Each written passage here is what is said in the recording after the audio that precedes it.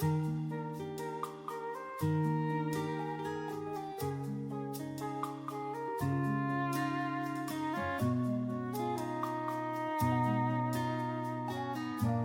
to Geeks and Grounds, a monthly game club and bi-weekly podcast where we play games and brew thoughtful conversations together. I am your host, Jenny Wyndham, she, her, and I am joined by the founder of Intelligame, Josh Boykin, he, him. And in case you're new or you need a refresher, we focus on one game a month, really percolate over it, if you will, so we can deep dive into its themes and mechanics and make those connections between what we're playing and our own lives. At the start of every month, though, we like to do something a little bit different.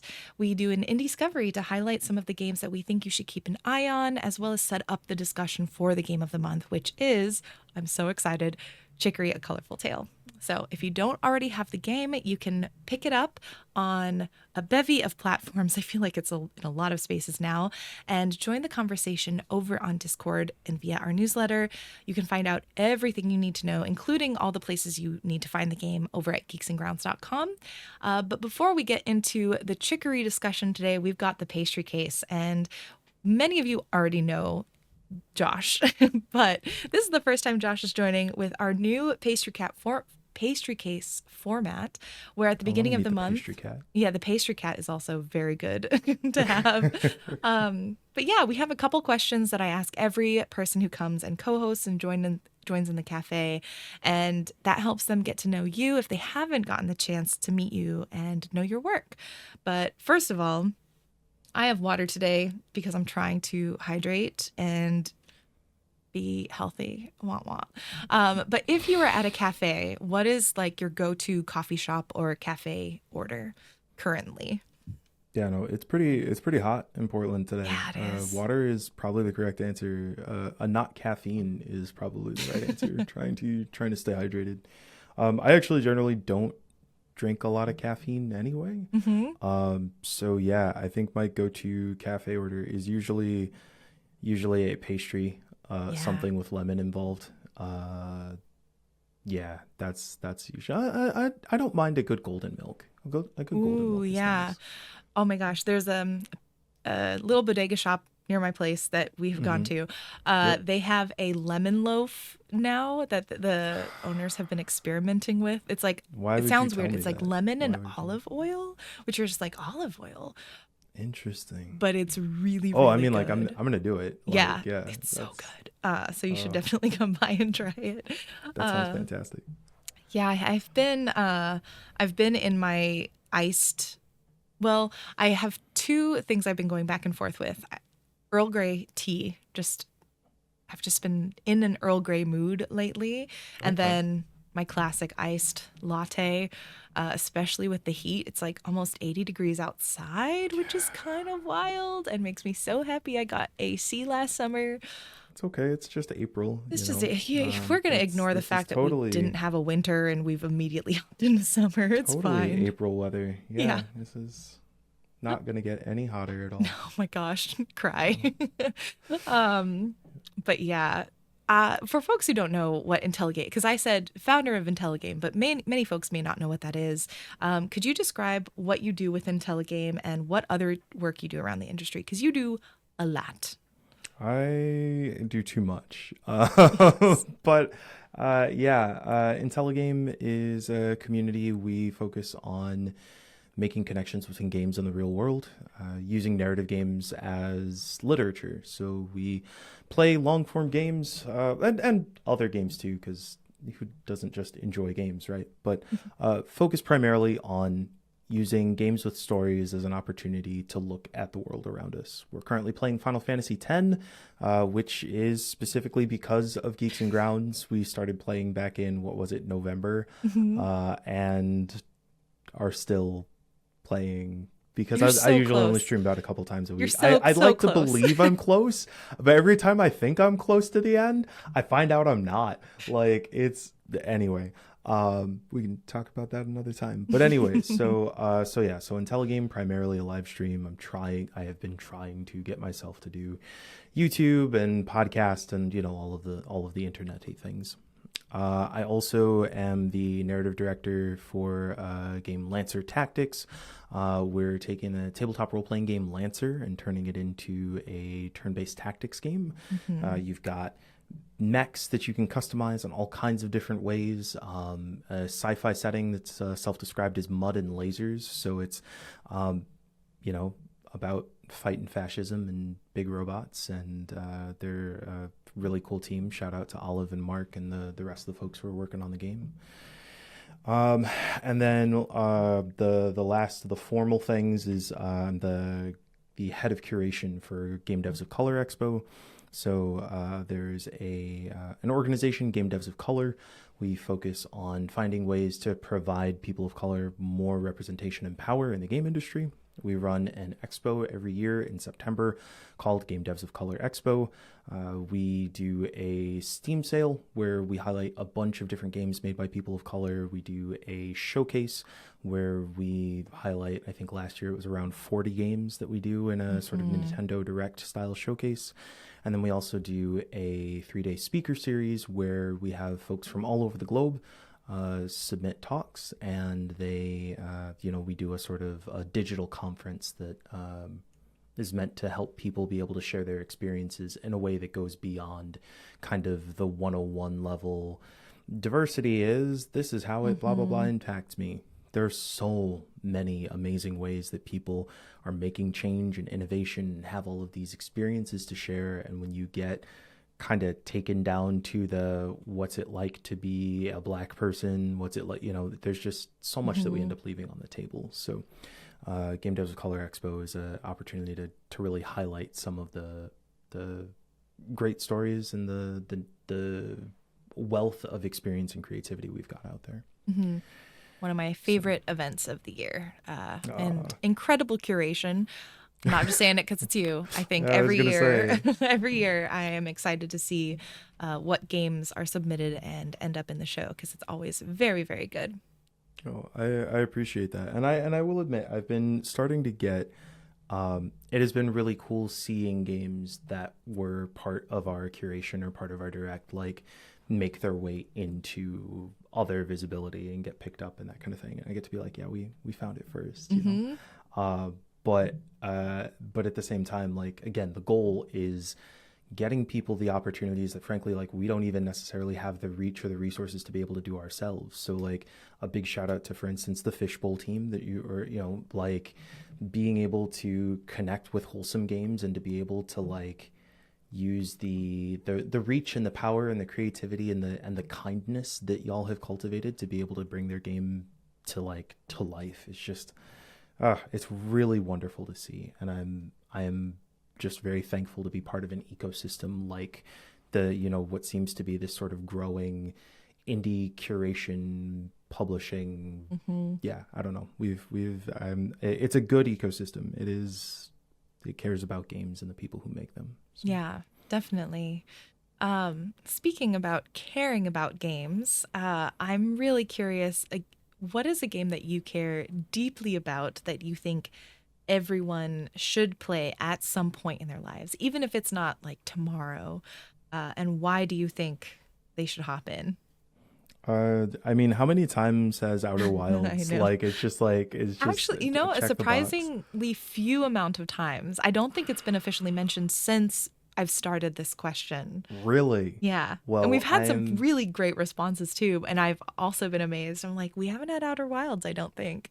Well, then now you do. There we go. Actually, I was at GDC. This is going to sound so weird, but I was at GDC. I was out with a couple friends, and or I was out with one particular friend. Shout out to Brian, and we were taking a walk, and you know how, like, when you're just walking by and people just have their, like, curtains open and you just, like, see a TV, like, oh my god, yes. Yeah, that's my favorite thing. My nightly walks, I love looking at people's houses. It's just so creepy, but I love it. I really don't understand. I'm like, close your curtains. Like, there are people walking by. It's the middle of the night. If they're inviting you in, I say you can take a little peek. I love seeing how people decorate their houses, what they're watching on TV. You're leaving it open to the world, so I will take advantage. It's true. And, like, my thing is that, like, I generally get most interested when I know that they're playing a video game. Like, I really don't care what they're watching on TV unless it's a video game. And then all of a sudden I'm like, well, obviously I know what this video game is, right? Because like, for as much as like the nuanced like indie space is, but like the majority, if it's being played on a TV, it's probably being played on a console, like blah blah blah blah blah blah. So anyway, it feels to me like this little like curation challenge of like, oh well, what game is that? I'm gonna figure it out. And so I'm looking and I was like, I swear I should know this game, like something about the movement and the animation. And then like this like little mini map thing popped up and I was like, what is this game? And then I saw it was Outer Wilds and I was just like, oh, they're playing Outer Wilds. And I was excited because I recognized it, sure. But because I was like, you have good enough taste to be playing Outer Wilds right now. Like, I wanted to knock on their door and be like, this is going to be a really weird thing. I just wanted to compliment you. You've chosen a fantastic game. Outer Wilds is unlike us when it came out. Like, yes, there are other games that it's kind of inspired by, but I feel like there's no other game like it. It feels, without giving away too much context, like it's your turn to go up in the rocket ship. There's a little planet of folks that go out and explore space, and it's your turn to get in the rocket and explore. And what that game becomes is such a it's such an appreciation of the joy of discovery and learning, and it feels so personal and at the same time just so incredibly broad, and it's a game that feels like it's not that it's a game about wonder, but it can't help but be, because that's so much of the experience of playing the game. And for as many games that are out there that tell amazing stories that feel like they're like, this is my point, this is my story, there's something about the Discovery and Outer Wilds that feels different. The gameplay itself is really fun, and the mystery and the exploration of it all. If you like navigating and flying in 3D environments, I hope you'll have a good time. I mean, even if you don't, though, because I don't, and I still loved the game. Yeah, it's so, yeah. I mean, like, but I think part of the reason that I even took it on was because you had played it first. Like, what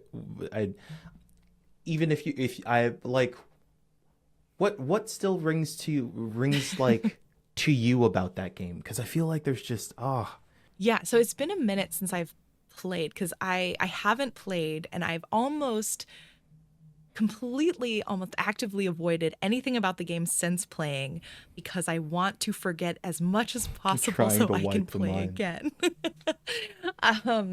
But I think you've described it perfectly. For me, this game has captured the wonder and joy of like just being curious. I think curiosity is something that this game has done such an incredible job capturing, that I have felt in the scale that it does super rarely. I think I get curious in a lot of games, but I think you said wonder, and I think this game has a level of wonder on top of the curiosity that really is unparalleled. And I think part of that is because it's space, which is already a very wondrous kind of place, but the layers that they've added on top of that narratively, where you are just rewarded as a player. And I think they've designed it so well where it's like they understand the type of player who will really dig this game and the type of things that they'll do.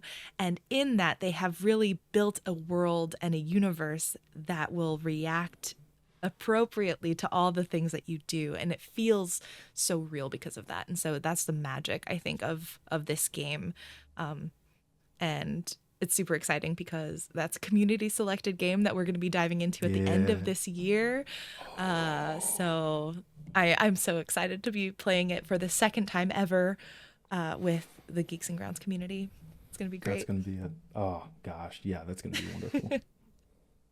You had another game on here that I would love to give you a chance to talk about as well, if you'd like to. Yeah. So my one of my the personal near and dear to my heart games is Final Fantasy 13. Um, 13 it's weird being old like video games. I feel video games old where like I will tell stories about a thing. I'm like, "Oh, there are a bunch of people who were neither alive nor conscious. At least one. Like no, that's Hmm. not part of my memory. There are adults for whom 9/11 is just anyway. So the point of the story is that like when Final Fantasy 13 came out, like there was a lot of capital D discourse about it's just a pretty tunnel and like all of this different stuff that like Final Fantasy 13 it is such a shift. It is such a growth in the Final Fantasy franchise. It tries to be really cinematic. And so there are ways that it like breaks up the party. A bunch of that game is linear, which by the way, everybody talks shit on, but I'm playing Final Fantasy 10 We right now. talked about You know that when what's we played Final Fantasy X. It was so funny because going back in, I was like, this game is so linear. incredibly No linear? one, no one ever mentioned that back in the day. Nope. Yeah. It really it makes me feel like when people talk about like, oh well no, it's about ethics in games, or oh it's about, no, I just want the most qualified, blah blah blah. And I'm like, no, that's not what this about is about. But I have the history to know that that's a dog whistle, right? But then Final Fantasy 13 comes out and everybody talks about, oh, it's so linear and I want to make choices and I want an open world and blah blah blah. And like Final Fantasy 10 is an incredible game and tons of people love that game. And it is just as linear. Like it is that you spend most of that game with no opportunity to even go back to the space whence you came.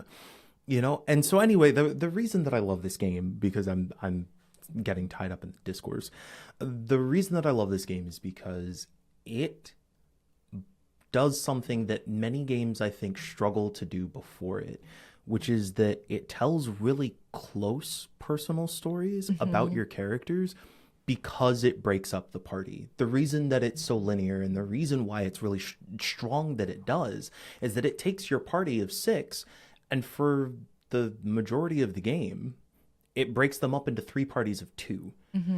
And occasionally they'll cross and you'll get, 3 people or whatever. But for the most part, you get these little character stories. People get the opportunity to really be foils to each other. You Right. get to see people struggle, and you have to actually care about what they're going through because they are your party for this moment. It's not, oh, well, I like lightning, and so I'm going to use lightning a bunch, and then I'll just put them in the party, and I don't have to worry about, I don't have to worry about Saz. I don't have to whatever. No, like, you have to go through this story, and so you get this opportunity to see each of these characters go through really strong narrative beats.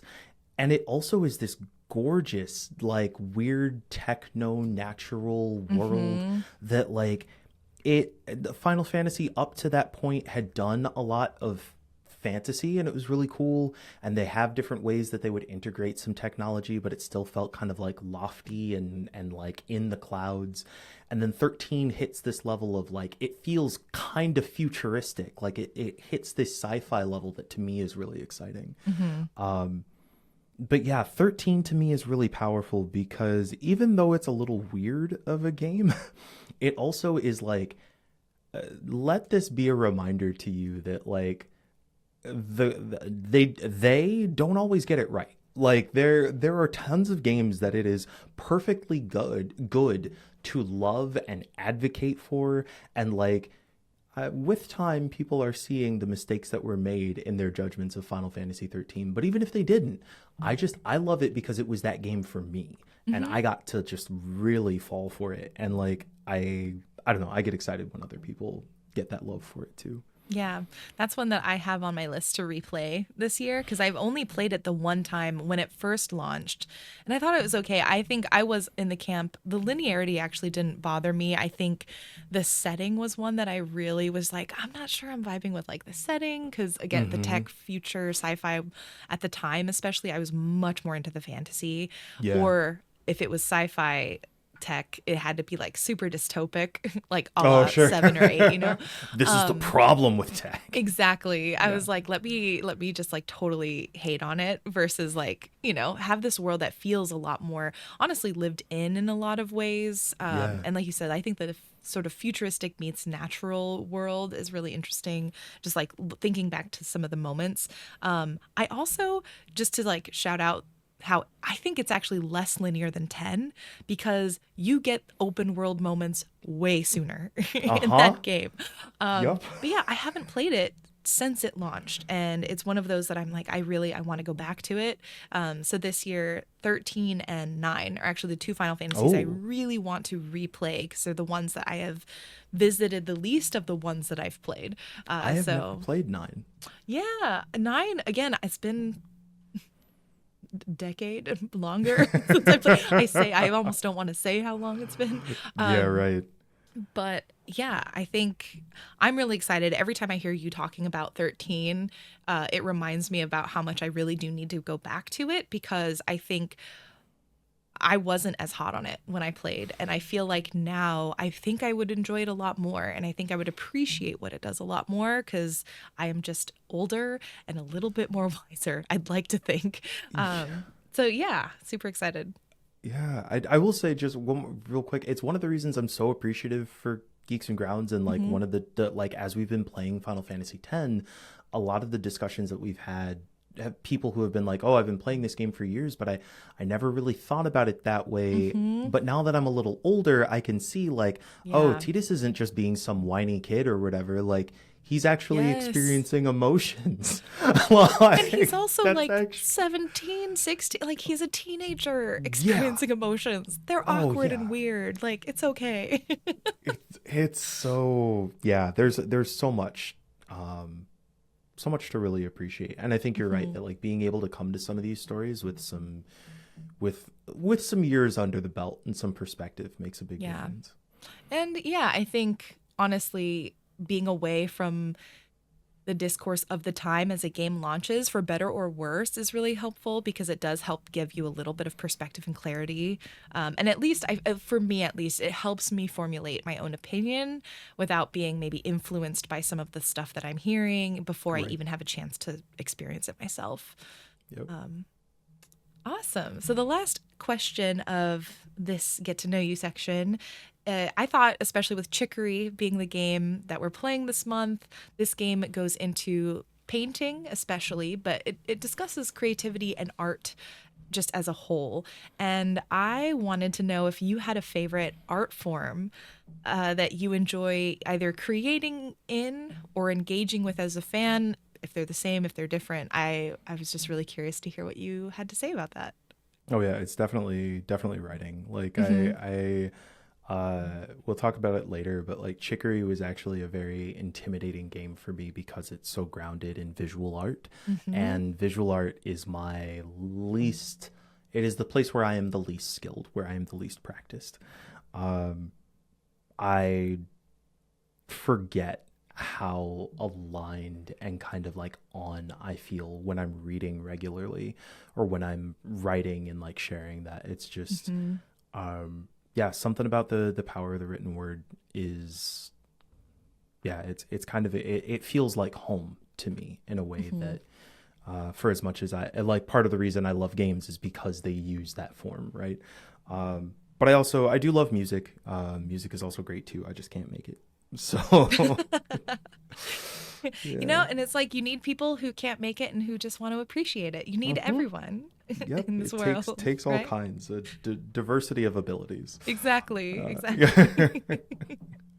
Do you have a? I mean, I obviously I know one of your major ones, but like, yeah, Yeah, I what's think yours? the one that maybe also most listeners and watchers may not know, because I don't necessarily post about it very frequently, if at all anymore, is movement. Like the form of dance is probably the visual art that I feel, and the art in general, that I feel most connected with. I think there's something incredible about being able to use your body to convey emotion, to convey a story, to convey just different ideas or concepts that you maybe aren't even able to verbalize.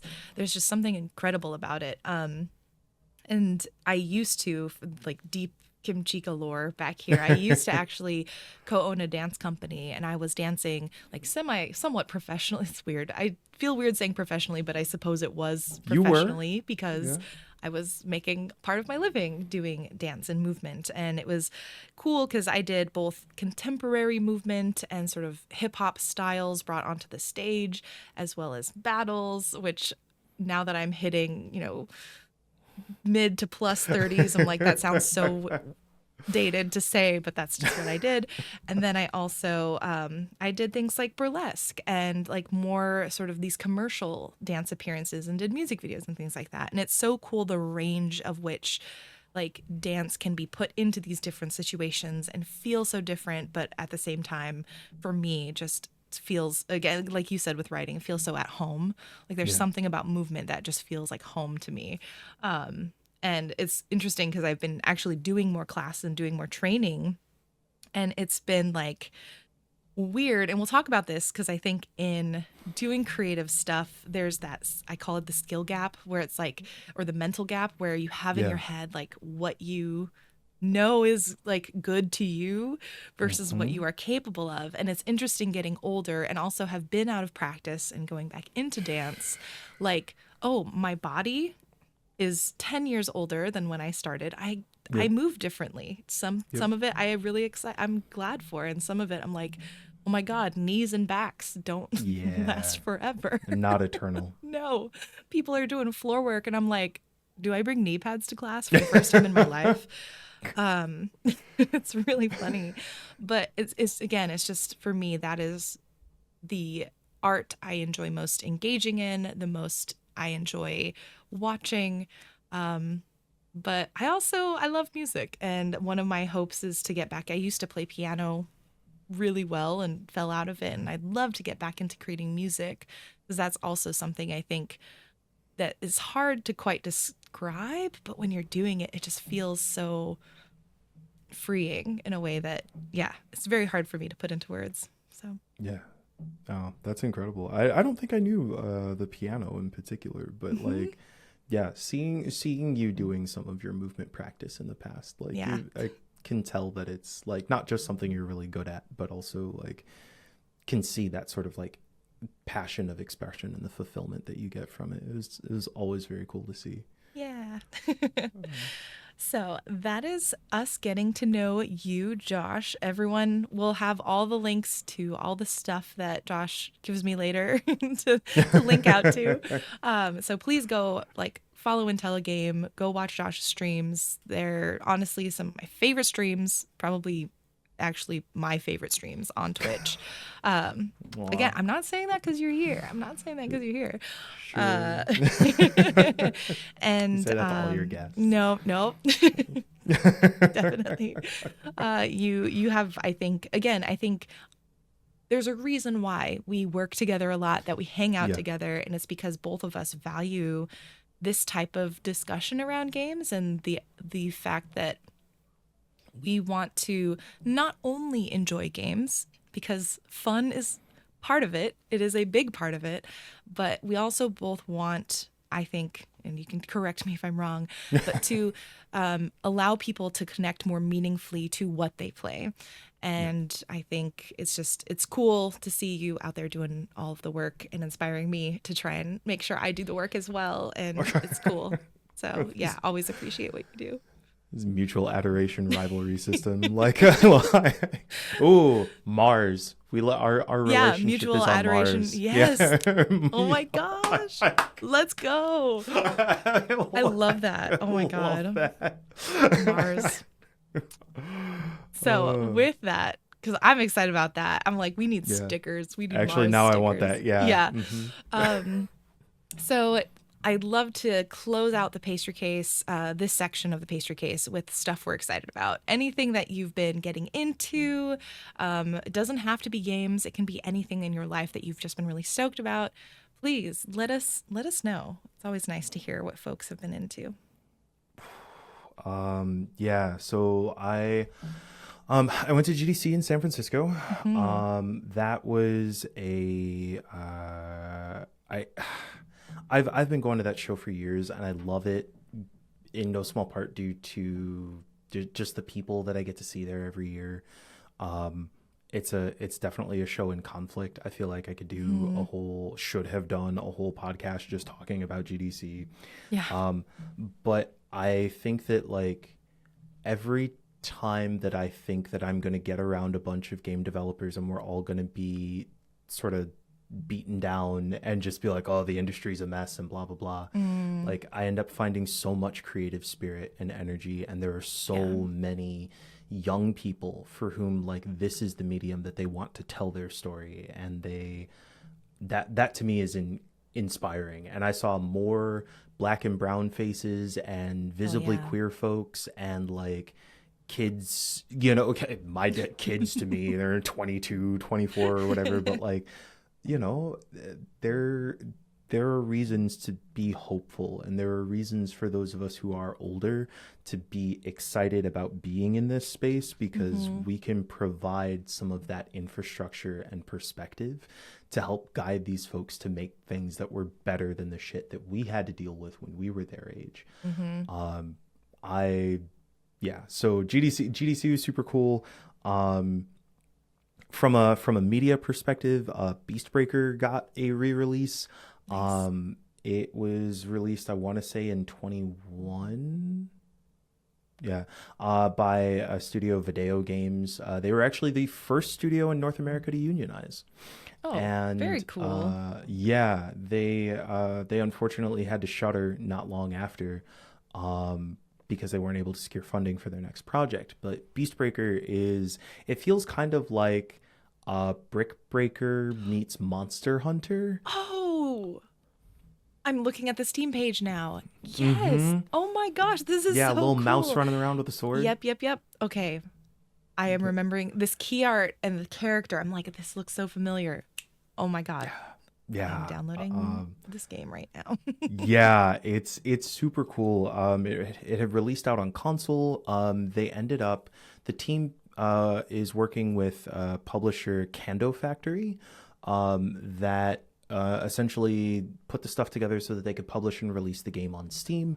And they've got some extra stuff in there, including their like New Game Plus that they weren't able to do on the original release, that kind of stuff. It's a cool story, or at least what I've played of it. It's a cool story. Again, it's kind of Brick Breaker Peggle cross Monster Hunter, and it's a weird thing to say, but it's really cool, and the story has been interesting to explore. Also, I finished reading Gideon the Ninth. Yes. Oh my gosh. Yeah. Finally. It took me. I crawled my way through that book. It is space lesbian necromancer fiction, and it is. So I think good. it's the first time. It's the first time that I have read something that feels so much like what you would call like genre fiction right now. Like, from basically second one, oh, these two are going to kiss at the end of the book. Yes. We just don't know how it's going to happen. And it's incredible. It plays with the narrative in ways that are really fun. Gideon is, you've got these two characters, Gideon and Harrow, who end up in what ends kind of a strange murder mystery something. It's hard to describe, but it's a fun ride to follow all the way through. And when it starts delivering on its promises, when it starts cashing its checks, it feels really worth it. There's also a solo RPG, Astro Prisma, that a gorgeous design, and just really, if you like, I like tabletop role-playing games, I have trouble sometimes playing them with parties of people because my brain isn't moving at the same clip as them. It's like, oh, I want to do this funny thing, and I'm like, I want to blow up a redacted. And so I like solo RPGs as a space to be able to explore some of those stories, and Astro Prisma seems like a really cool sci-fi universe. Last I don't know if I was supposed to just run all of them. I'm sorry. I'm just vibing here. This is great. Yeah, I was like, from a music perspective, the Demon Tide soundtrack is one of the best soundtracks I have heard in a damn long time. Fat Bard and Too Mellow just absolutely decimated. Really fun, funky, like. It's Demon Tides is a 3D. It's a 3D like platformer collectathon-y type, But if you want some like high energy, a little bit of like the Sonic Adventure vibes, that kind of stuff. Oh, it gave me like Jet Set vibes when I was listening to it. And that for me, I was just like, I'm sold. The game itself isn't my normal jam, but the soundtrack is absolutely my jam. Yeah, I have looped that soundtrack and it is so worth it. And then in completely different tonal affair, I'm not typically a big, I don't listen to a lot of music with words in it. It's just not where I spend a lot of time. But I got a notification that one of my favorite folk artists, Carsey Blanton, released a new album called Everything Is Great. The project is by Carsey Blanton and the Burning Hells. It is very much political folk rock music. It plays with a lot of like, there are tracks that feel almost like Sesame Street themed. But they're specifically calling out all of the shit that we're seeing around us in ways that feel they're hilarious and heartbreaking, which is how I feel all the time. I'm just like, how is this what I'm seeing on the news? How is this what I'm reading on Easter Sunday? Like, it would be hilarious if it wasn't heartbreaking because I'm living it and because so many other people are living it in a way that is so tangible, and I'm furious, and that weird coalescing of all of those feelings and more shows up in this album that is so willing to play with and also call out the realities and much of the inaction that we have had thus far. It's to me a really powerful example of why play is so important, because it hits some of these notes that I feel more accessible because the music is fun and light, and then you hear the words and you're like, yeah, that's right. Yeah, it's I actually was watching a video.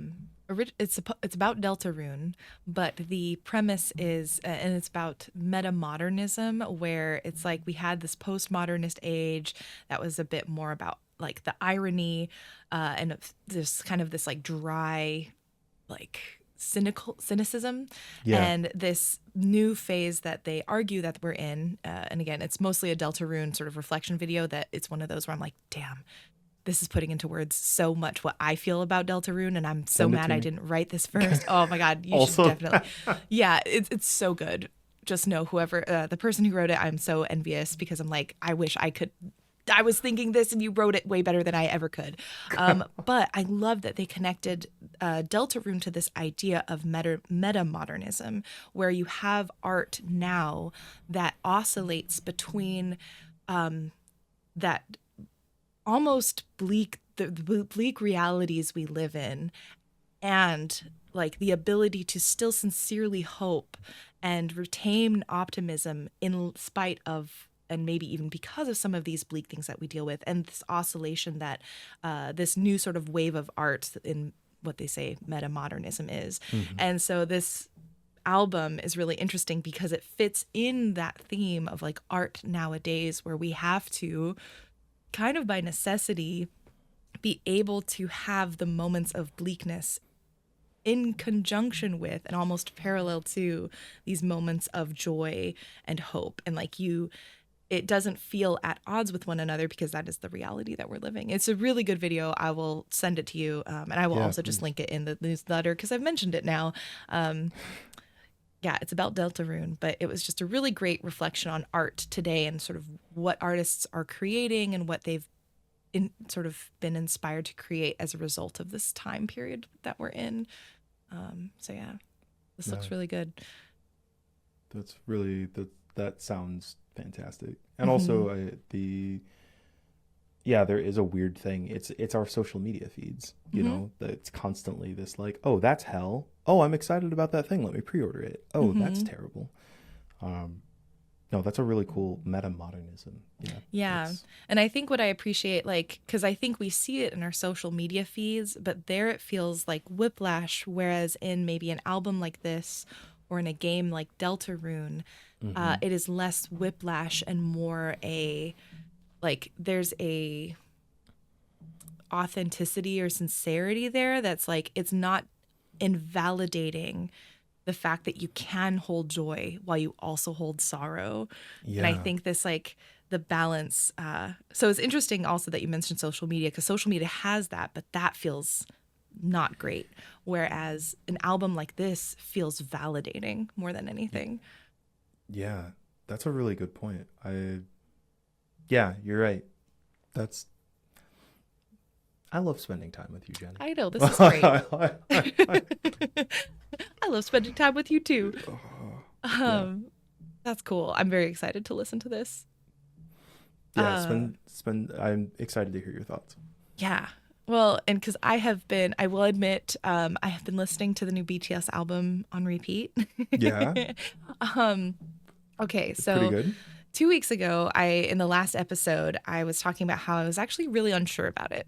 I gave it kind of a B-. I was like, it's kind of a B-, where I'm like, it's a solid album, but I don't know if it's saying kind of what I want it to say. I don't know. Like, I wish there was more Korean on it, because the impression I got from their marketing stuff, I thought there was going to be more Korean. And I was just personally really looking forward to that, especially in this era of like Bad Bunny, being like, I don't have to sing in English for you to appreciate what I do and to respect what I do as an artist. And so I was hoping we were going to get like Bad Bunny levels. I don't think we got that, but I think the album is still a really good one. The more I listen to it, the more depth I am finding, and I am appreciating what they decided to put out for this comeback. Because for me, I think I had all of these hopes and expectations over the past years. How long has it been? Like 5 years? I was going to say, I might need a little bit of context. Did they leave? So the BTS, they are a Korean band, pop group. And in Korea, when guys hit a certain age, I forget exactly how much it is, but when guys hit a certain age, they have to do military service or like civic duty service. Okay. And you have to go for a couple of years to go do that. And even celebrities are not exempt. So they, as a band, had sort of essentially like a hiatus because they all became of age at sort of rotating schedules, and they all went into military service and they came out. So they haven't performed as a band, I think, in like 5 or 6 years.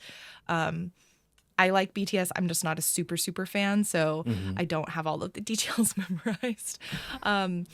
And so this is the first time they've been back in a long time. And I think for me, a lot of my hopes were like, because the marketing for their album was very like, the title is Arirang, which is a Korean folk song that's like basically the national anthem, even though it's not the national anthem. Like, I had pretty high expectations for it, but I think even though they didn't hit what I was hoping, now that I've sat with the album for a couple of weeks, I appreciate that this was a time for them to try something new for themselves, to just like kind of push themselves as artists, to do different, like go back to more of a hip hop style versus the pop style that they've been doing over the last few years, which I didn't really like as much.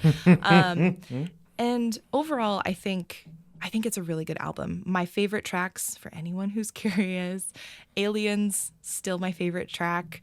That one's really interesting because it talks about their like as Koreans in a global and very Western dominated market, like what it's like being Korean in a Western market, especially in pop music. So I think that one's really interesting. Into the Sun is very like almost Glass Animals like in its vocoder like intro. Oh, whoa. And then it goes into sort of this like really chill hip hop line, and then it moves into a rock anthem-y kind of thing at the end, and it's so bizarre. I love it, and that is maybe my other favorite track on the album. It's a weird one. I think a lot of people don't like it, and I'm like so here for You're it. like, no, I'm here. Yep. Yeah, and I don't know. I think what's been cool to see is in the lyrics of this album, while I was hoping that they would maybe talk more about like what they've spoken on before in terms of like social inequality and, you know, like the state of the world right now, they are doing a lot of really personal reflecting, which in retrospect makes sense as this is their first album in half a decade. So I think if you look at it as a very like almost semi-autobiographical album where they're reflecting on their role in the industry, what they hope to do next, and like where they stand as a group, I think it's a really interesting piece to look at. So just wanted to update folks because at first I was like, I don't know about this. I don't know. But it's kind of cool because with previous BTS albums, I either loved it or hated it. And like my opinion pretty much is held. This is the first album where I was like, I don't know. And it's grown. It's like a grower kind of feeling, which is always kind of nice. I don't know. I appreciate that in any media. That's really cool. I did not realize that I had not heard people talk about them in a while. So it makes sense that, oh yeah, and they're back. But it's also kind of cool that, you know, I imagine there is some knocking the rust off when you're, you know, just coming back to it after all of that time, and to be able to like appreciate some of those themes or ideas that they're coming from, that's pretty cool. I'm usually, I mean, usually I'm not inspired to be like, oh yeah, let me check out that K-pop album, but this does sound really cool. Yeah, honestly, there are a couple tracks on there. There are a couple tracks on there that are just like, I wish this was not just in English, but there are some moments that I think are really beautiful. I think the album shines when they lean into telling their story versus making just like a bop and club track, which they definitely have on there. And you will know it when you hear it because it says absolutely nothing. It's just like a fun one to listen to, which is fine and valid. I just, especially because they are a group that is in their 30s now, like I want them to grow and I want them to do something different. And so I'm just excited, and I hope that as they move into like their next tracks that they do and that they put out, that they continue to push themselves, because this is different. And yeah, I feel like I can see where they can grow from here even more, and I really hope they lean into it. That's really cool. Yeah. Yeah, I was gonna say, you've had a couple other things that have been intriguing to you. I also went on a trip. I did not go to GDC, but I did go to PAX East. I had a great time. Not gonna lie, it's maybe one of my favorite PAX Easts in a long time. That's so cool. Yeah, it was really fun connecting with folks. Honestly, genuinely too many to name. I got to see a lot of people that I was just really looking forward to seeing. I made sure to try and spend time with people and not just take meetings, and it was fun actually properly hanging out with folks. And I got to try Grave Seasons, which is one of my most anticipated games of the year. And holy crap, Grave Seasons is intense. This is a horror game for sure. I love it when like wholesome games, like Soft Kind, Jenny Wyndham, like whenever you refer a thing and you're just like, this is left field, like this seems like a left field, I'm like, oh no, it must be fantastic. Like, oh my god, no, this Grave Seasons absolutely needs to be on your radar. And the best thing is, on the surface level, it looks like a Jenny Wyndham wholesome game. It's like, oh, farming sim, so cute. The pixel art, stunning. And it plays really, really well, like very snappy animations, at least from the demo that I tried. Like it plays like a great farming sim. But then when night falls, I think there's a witching hour evening every season or something where someone gets murdered from your village, and it basically is werewolf meets, Oh, you okay. know, Okay. Stardew Valley. Yeah. Right. And I will say the animation and the sound effects they had for the murder had me audibly like gasping and shouting in the booth that we were demoing the game in, because Ooh. I was like, this is genuinely scary. Like, this is unnerving to hear the screams that you have recorded. What did you do to get someone to scream like this? Because that's terrifying. And you know, I didn't think pixels could be that visceral, but it's gruesome and it's great. So I'm very excited for Grave Seasons. That was definitely my game of the show, hands down. Like, Dang. I can't wait to play more. And I got to do a panel actually with the devs of Grave Seasons and ask some questions. So I don't know if it was recorded. So I should probably look for that. Now that I think I was going to about say, it. I really hope so. I would love to hear it. That sounds so cool. Shout out to Kiln, which I admittedly didn't have the highest expectations of. It's this the is new the Double Fine game. Yeah. And it is pottery meets like sort of team area defense, like Splatoon, I guess, you know, and what you do, the loop honestly was surprisingly fun. You spend, in the demo, we got to spend 4 minutes creating our pot, which you can make a teapot, plant pot, whatever. You actually like sculpt it in, you can glaze it, you can add stickers, you can add spouts, whatever you want. And then the match, at least in the demo version, we only had like maybe another 4 minutes, you know, to try and like see who could knock out the kiln of the other team first by putting water on it. And so depending on the pot you make, it puts it into one of like, I think there's 4 total classes. I didn't pay attention to the class. I just made the pot that I thought was cool. And I think I was a tank, basically. I don't know. I was just vibing. But it was really, really fun to like see something you created get put into a world that you then got to play. And so I was really pleasantly surprised by that. And I could see that being like another sort of Splatoon moment where, you know, I'm seeing my friends hop in and I want to hop in with them on a match. That's really cool. And there's a game actually that I was like, I loved, and I think you would love too. It's called Crystal Mancer. Does not have a Steam page yet, I don't think, unless they've recently announced and launched it.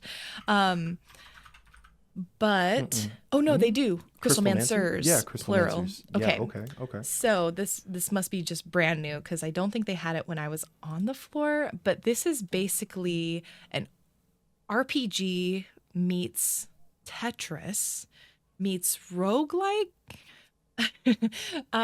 Basically, you are playing Tetris to defeat the creatures in the dungeon as you explore. And I think you're supposed to, like, I don't know, the story's very light. You're supposed to vanquish evil or something like that. Sure. Just from the mechanical standpoint, the roguelite version or roguelite elements come into play because after your run, you can go to the blacksmith and manipulate like your tetrinos essentially, change up how the pieces work, how they look. You can add buffs to certain types of pieces so that when they come down, they'll clear different lines. It looks like it's going to be right up. Yeah, exactly. Yeah, that sounds like my jam. I'm not going to lie. Yep. I had such a good time playing the demo, and they don't have an official date. They did say that they're probably going to do like an early access thing ahead of time to really make sure they test it out, get good player feedback. So yeah, Crystal Mancers looks outstanding, and I'm very excited for that one. That sounds very cool. Yeah, I'm a sucker for a good Tetris. I'm not gonna lie. Yes, yeah, it's just so good.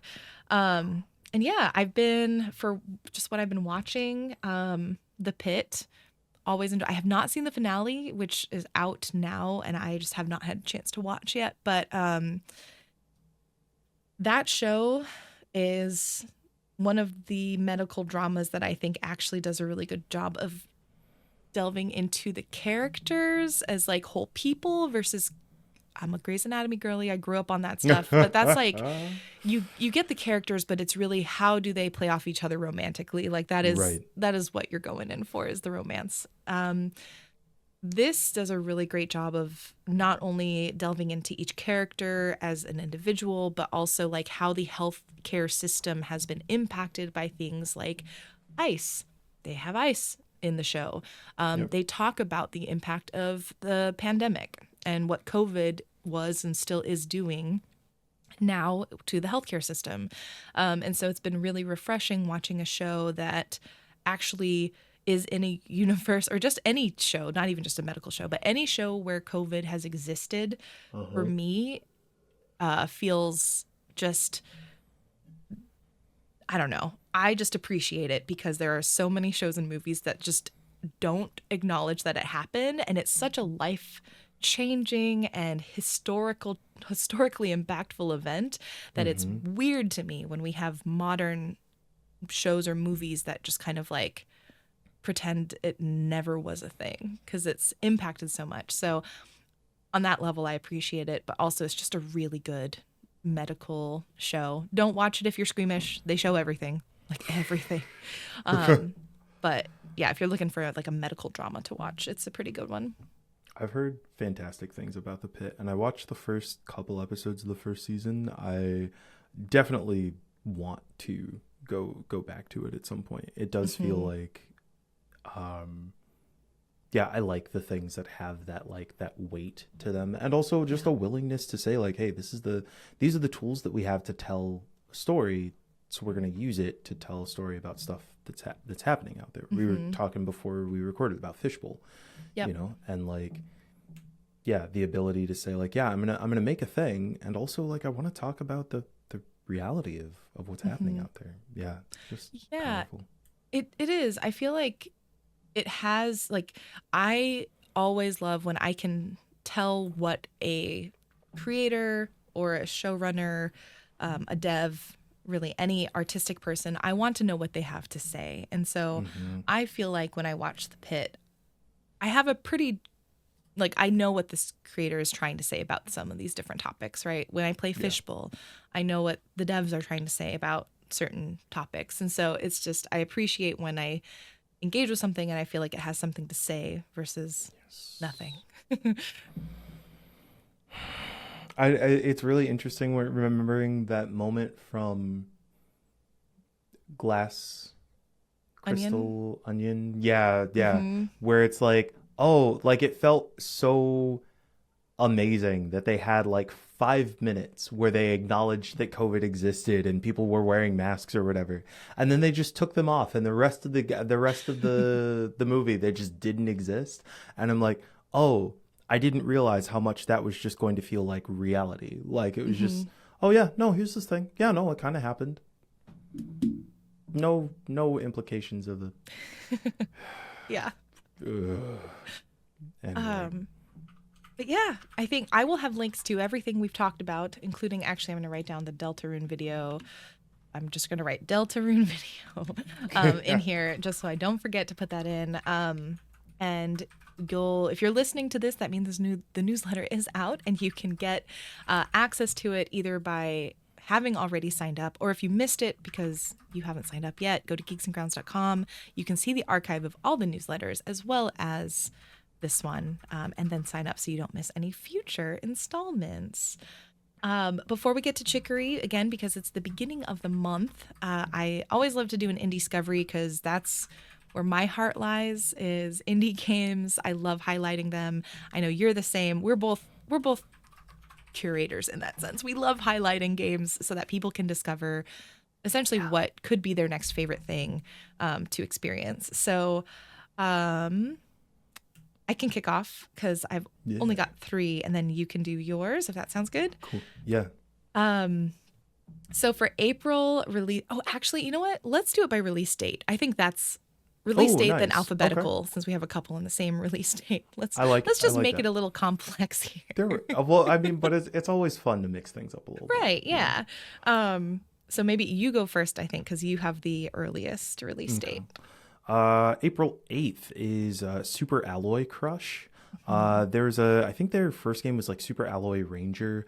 It feels very like Mega Man X style, 16-bit side-scrolling action. I am a big fan of, like, for as much as I love the like deep narrative games, I love a smooth action game. Super Alloy Crush feels like it's gonna have some of those vibes. So that one is 2 days from recording. So yeah, that's soon. Nice. I should send an email to somebody. Yeah, Anyway. no, that looks really. And I look at it and I'm like, yeah, that's a Josh game. Yeah. That's a Josh game. I appreciate that I'm getting to the point where people will like send me a game and they're like, I think you'd like that. And to Jenny has been able to peg what I'm interested in from the jump. I have never gotten a Jenny recommendation that was not the correct game at the correct time. But yeah, that it does very much have me written all over it. Yeah. Amazing. I think you're next up. Yes. I have two on the same date, so I'll go alphabetical. Oh, so the first I will mention is Dosa Divas, which is by Outer Loop Games and funded by Outer Sloth. Shout out to the Outer Sloth team because they are doing some of the best work in terms of just providing funding and information to developers. That GDC about publishing. Talk. So good. Yep. Yeah, we love Outer Sloth here. We do. But they are funding Outer Loop Games and their work on Dosa Divas. This is basically turn-based RPG. That's honestly 70% of the way for me because I love a good turn-based RPG. But the setting is a world where you have spirit mechs that cook delicious food, and that is how you battle, is through food and through like the mechs themselves. And you play a pair of sisters who return home and basically find that a corporation has taken over, and the corporation leader is also, I think, a third sister or a relative. And so not only are you trying to take down this corporation, but you're trying to reconcile with family members who have maybe gone a little bit astray in terms of what their values are leading them to do. So I love a good family story. I love a good anti-corporation story fighting capitalism. And I love the fact that this is another game that is very like unabashedly drawing from the culture of the people who are making it. Like it's just, you got so much, I think, mostly Indian influence in terms of the food, in terms of the village culture, and the people who are involved. It's just really neat to see like you can feel their identity through it. And I always appreciate that in a game. Absolutely. Have you gotten to try the demo or hop into this at all? I haven't gotten to yet. The art style looks really neat. I think they're obviously, the work they did with Thirsty Suitors. I think, you can see some of that in in the style and the experience they're putting together for this. I'm keeping the fingers crossed. I am. Me too. Yeah, I think Thirsty Suitors, you can see the DNA moving into this. And I feel like this game is more like commercial in the sense of like the mechanics. So hopefully it does reach a wide audience. Yeah.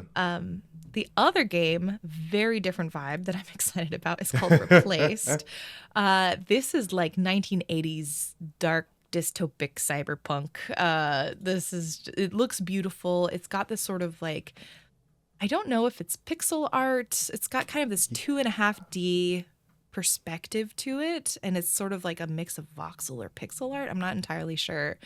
It just looked like, I don't know, my brain is just into sort of this cyberpunk sci-fi atmosphere right now. Jenny, and it looks really good to me. I know. You play as like an AI trapped in a human body, and you're trying to expose like this corporation and all of the dark deeds, that they obviously have done because it's cyberpunk. Of course. And so really cool.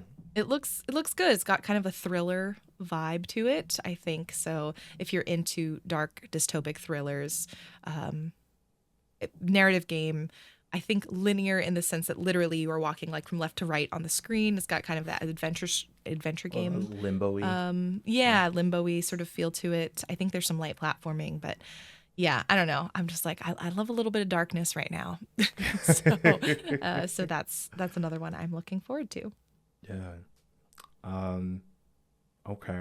I think you actually Am I are next? up next. Oh my gosh. Okay, I am next because Gecko Gods is alphabetically. Yep. Okay. Yes. So not dark or dystopic at all. We have Gecko Gods coming out on the 16th as well. And this game is literally you are playing a gecko in a forgotten sort of, I don't know, it's like an archipelago or like set of islands. Just it's so cute. This is a game that I have been watching since like 2021. I feel like it was in a very early wholesome direct or snack, and you play as a gecko, solving puzzles, climbing walls, and just like exploring this area and sort of. I don't really actually know what you're supposed to be doing. You are just like exploring this island world. And it's just about being a curious little lizard, and you really can't say anything wrong about it. I feel like it's just beautiful. It looks so cute. And like there's something I also love when games are like, hey, we're a little interesting game, and then they come up with a way to like market it. They're like, what they say? A gecko-sized adventure. Yeah, a gecko-sized journey. And you're like, oh, that's adorable. It's very, very sweet. So yeah, that's Gecko Gods. Okay, so April 16th is going to be apparently a big day for indie games. Yeah, oh my gosh, I didn't realize there were so many launches. Yeah, I don't know why so many people are. Maybe they're like, "Yo, get your tax refund." We'll see. Yeah, maybe they're refund. Like, if we get tax refund, crying right now. God, I need to do my taxes.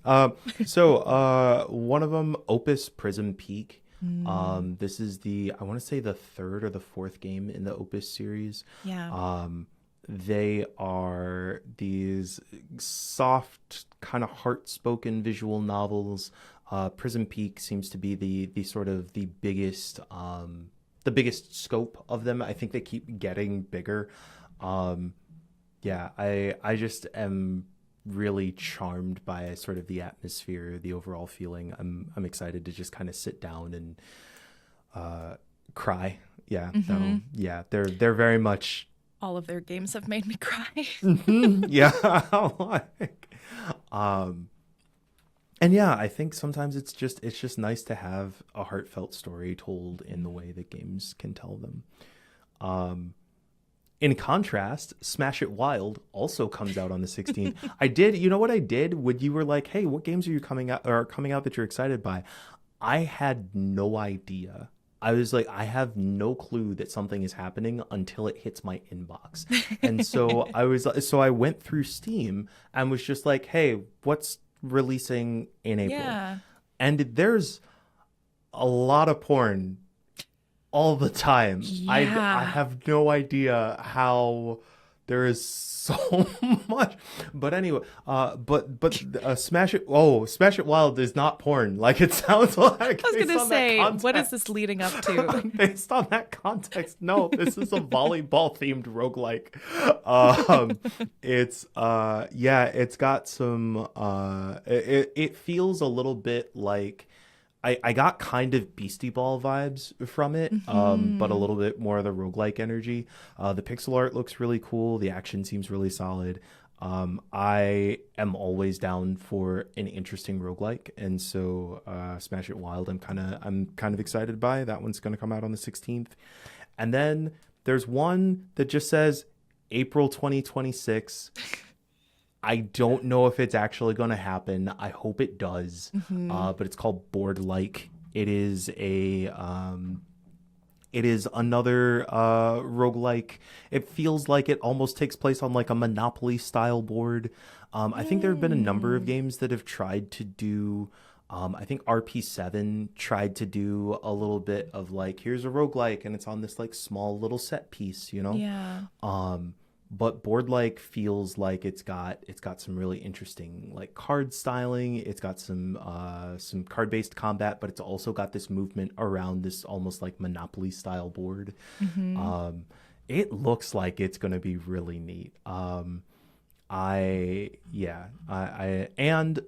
far as I know, none of the games that we have talked about today are using AI. None of them have disclosed as such on Steam. Yep. So I will be disappointed should I find out otherwise for a couple of these that I'm like going out on a limb for. Oh my gosh, yeah. It's a time out there, ain't it? But yeah, so those are some of them that I'm excited by too, and I'm sure I'm gonna feel really frustrated when I open my inbox and I'm like, that game that I didn't say. But I know. I just realized there's two that don't have release dates that I did just super quickly wanted to shout. They have April 2026. Flock Around, which is another Outer Sloth game, by the way. Outer Sloth funded, and then the team, oh my gosh, I should have had this up. The team is Secret Plan Games. This is another one of those multiplayer online games that you have voice chat, proximity chat, that you're playing with your pals, except you're bird watching. Yeah. I hate calling it friend Yeah, slop. I'm not using the term. I hate calling it friend slop. I know that that's what everyone uses. I like to use the word slop when it refers to actual slop, like AI slop. Like I want it to actually be. Let's have it mean something, right? Right. It's like I want it's like when people are like, no, like at least with Metroidvania you're like, oh well, it's technical, but like whatever. But here I would like a word that sounds kind for the games that are made for me to get together with my friends. It's not gonna happen because I think it's too like, it feels a bit too hoity-toity. But I tried it for the Indie Council to make like third space game a thing, because these are kind of like a third space game, sort of. Okay. Where it's like they are meant for you, which unfortunately you have to pay for a lot of them, but so that's not a true third space, but it has the feeling of, hey, these are virtual spaces that I'm choosing to hang out with my friends, to just like shoot the shit basically. And we're doing something together, but I don't know, workshopping it, but I like the concept. It's close. It's close to something. But yeah, like Flock Around is, one of these type of games where you're just hanging out with your friends, you're bird watching, and it's really about what you make of it with your friends more than necessarily the game giving you a ton to like work through. So that looks really, really fun, really, really goofy. And then the other game, which if you haven't played the demo for this, it's so cheesy and it's so much fun. It's Forbidden Solitaire. Have you tried this demo? No. Oh my God. Okay. Forbidden Solitaire. It is both, it's a horror game, but it's cheesy like 90s horror. So think like FMV, 90s, almost like dungeon crawling kind of energy, but with solitaire as your combat mechanic. And so it's like sort of a modified version of solitaire as you're playing to like stack cards and basically deal damage to what you discover in this dungeon. There's like a meta plot. I think the CD-ROM that you're playing this game on is cursed. Haunted. So there's there's something else going on. But the dungeon crawling solitaire combat is so much fun. Shout out to Katie of Katie and Catburger, because she put me on this and I have been nonstop thinking about it. I cannot wait for this full launch. Dang. That looks very cool. Yeah, I'm all for it, on the wish list for sure. It's got lots of good cheese in it. I feel like it's going to be very cheesy horror, which again, it's got the sincerity that I need in a bleak time. I think, is that it? Do you have any last minute ones that have cropped up? I don't think. Oh, I hope not. Yeah, I'm gonna say no. Okay. I'm gonna be disappointed when we get to, and I'm gonna be like, oh no, that one. But no, I'm gonna. If you get any last minute before I email the newsletter, send it my way and I can edit it. Great.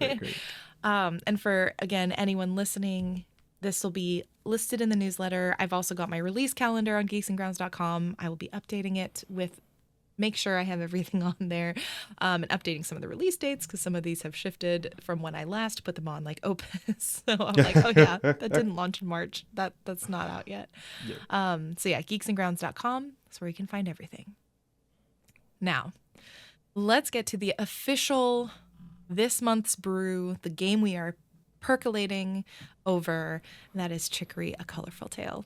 I am so excited because this is a game that I have started, I think, twice, and I have not yet finished. This is my third time starting it. I've already gotten through probably about half of the game now. I'm going to be finishing up in this next week. So you are the resident expert on Chicory, and I'm coming in as this is my first full playthrough, although I've gone through the first part of the game now 3 times.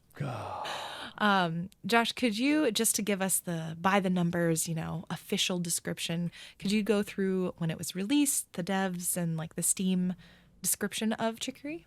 Yeah. So, Chicory, A Colorful Tale was released on June 10th, 2021, developed by Wishes Unlimited, Greg Lobanov, Alexis Dean Jones, Lena Rain, Madeline Berger, and Shell in the Pit. Published by Finji. Shout out to Finji. They do some fantastic work. Amazing work. A top-down adventure game in a coloring book world full of vibrant characters. Use painting powers to explore, solve puzzles, make friends, and draw on anything. From the creators of Wandersong and Celeste. What a flex, honestly. Yeah. I'm not. Wandersong didn't hit for me, but Celeste, woof. Mm-hmm. Yeah.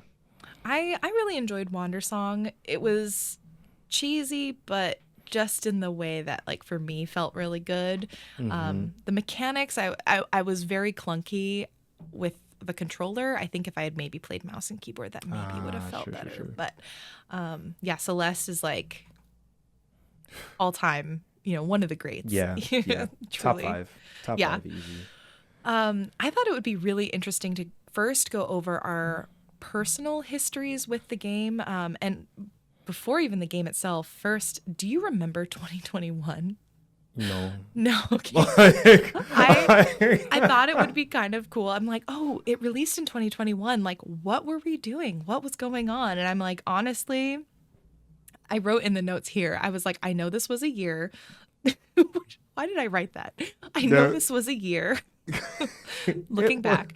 But I was personally a shell of a human, very overworked, but I didn't realize yet. So 2021 was really a wash for me. Yeah. I feel like a lot of good things happened, but there was so much. I think I just have blocked that year mostly out. Yeah. I think, and it's kind of a shame to feel like I don't remember it, because when I sit with it, I'm like, actually 21 was kind of an action-packed year for me. Like, I was working with Rowan at Dual Wield Studio, and we were, doing smaller time stuff before we picked up Among Us. I think that was the end of 2020. Maybe we were already kind of full swing into Among Us, so like that was kind of a big deal. I was like part of the Black History Month showcase for Twitch, so like I got to front page and play the season finale of Walking Dead season 1.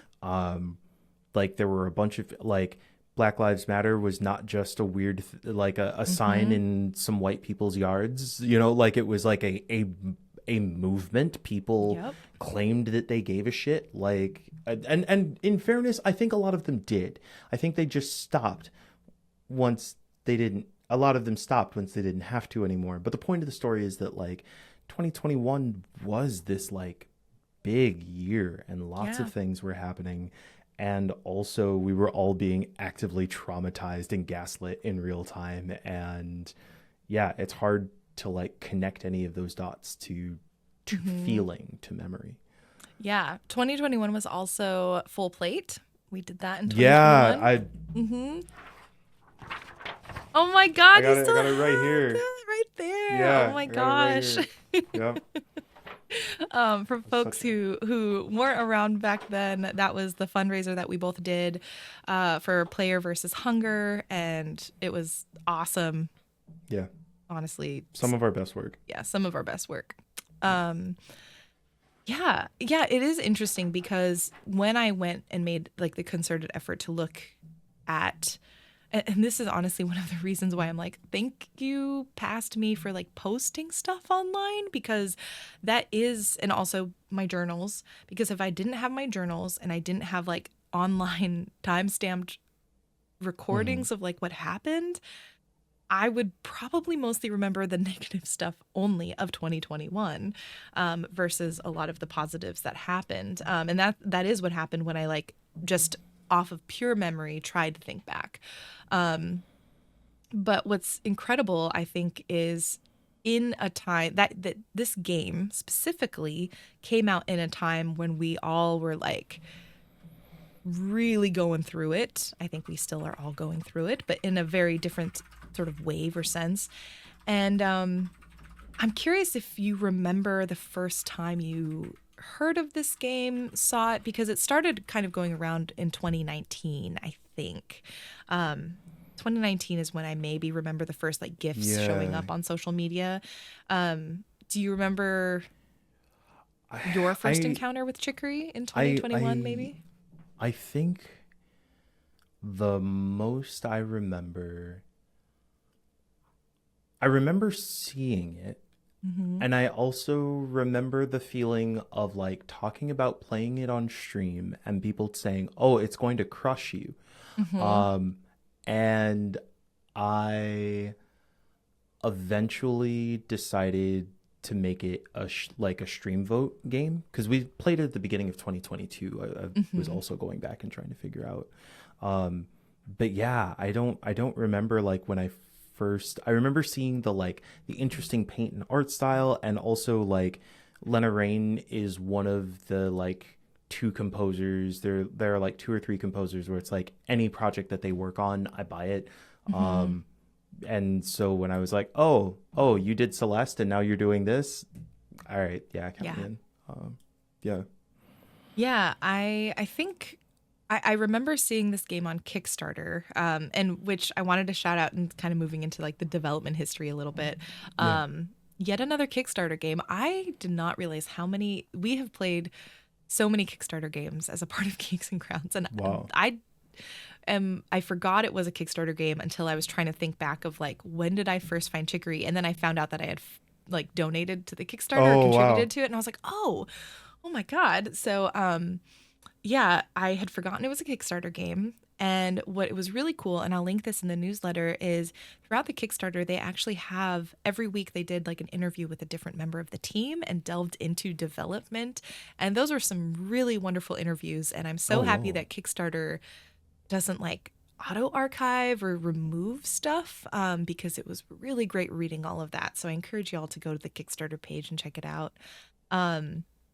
I wanted to actually read what Lena Raine posted for part of her inspiration for the music, for the game specifically.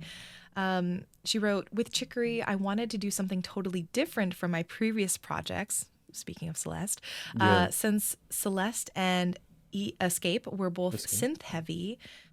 Is it Escape or ESC? I don't know. I think it's ESC for Escape. Okay. Yeah, I think it's I really wanted to explore doing more with live instruments. When we were exploring ideas for what sort of instruments and sounds to form a palette for the game, the concept of the magic brush being passed down through the years inspired me to look a bit further back than I usually do for instruments. I had a series of Baroque and Renaissance instruments, and I liked the idea of taking these really old instruments and writing super modern music with them, like they were these ancient artifacts passed down through the generations until they reached me, and this was the art I was going to paint with them. So it's like little insights like that on the Kickstarter page that I found just really cool to read. And if you're at all interested in the thought processes behind the game, what's nice is that it's the Kickstarter page, so there's no spoilers. So you can actually read it and not worry about maybe ruining some of the narrative experience if you're just playing it for the first time. But yeah, I wanted to shout out, this is a powerhouse team. We've got like, again, Wander Song. Wander Song. Wander Song. Too many games with Wander in it. Wander Song. We've got Celeste. The game is, and Greg mentions this, it draws from Zelda in terms of its structure. You see it in the way the map moves. You see it in the puzzles and the ways that you learn things and you bring it to the environment. But there's no combat technically, sort of, but like you don't have to engage with it, I guess. There's encounters that are intense and you're not necessarily like combating in the traditional sense. You're not like taking a sword and killing a being or anything like that. Right. And yeah, I guess, is there anything else you want to talk about in terms of your personal history with the game ahead of like us going into the themes of Chicory and like how to prep folks for as they play? Yeah.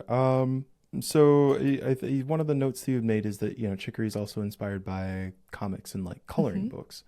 And it is one of I think the most interesting parts of, like, when you first look at it and you're like, oh, what'll make the game interesting is that like the whole game is a coloring book. Like you'll have this palette of colors and you can color in like everything. And what I think one of the things that stuck out to me the most was how much comfort I felt in restriction. That my first feeling was like, I said at the top of the show that like for me visual art is really intimidating, and anything, I mean dance is a nightmare to me. Like and I think there are so many, the gap between my expectations and reality is so stark that it's hard for me to participate in without feeling a lot of anxiety. And because Chicory restricts a lot of your capabilities, it kind of forces you to settle with the idea that like there are a select few out there who can still make some artistic wondrous pieces with whatever, but for the most part like everybody's just here to experience, right? And I would kind of encourage folks, if you are like me and like the idea of drawing or painting or whatever is like really intimidating to you, like know that this is a game that wants you to feel wants you to feel good ideally, but wants you to feel present. Like it is a game that is very much about taking care of you as you're going through the experience of creation. And like there are places that things are just really fun and wild, and there are other places that are like darker and heavy. The game's themes are going to match those elements. And there also are going to be some places where you get to just like kind of freehand draw a thing. And I encourage you to like, don't just skip over those things. Like spend some time with it, even if it feels ridiculous. Like I promise looking back at them later, it's totally worth it.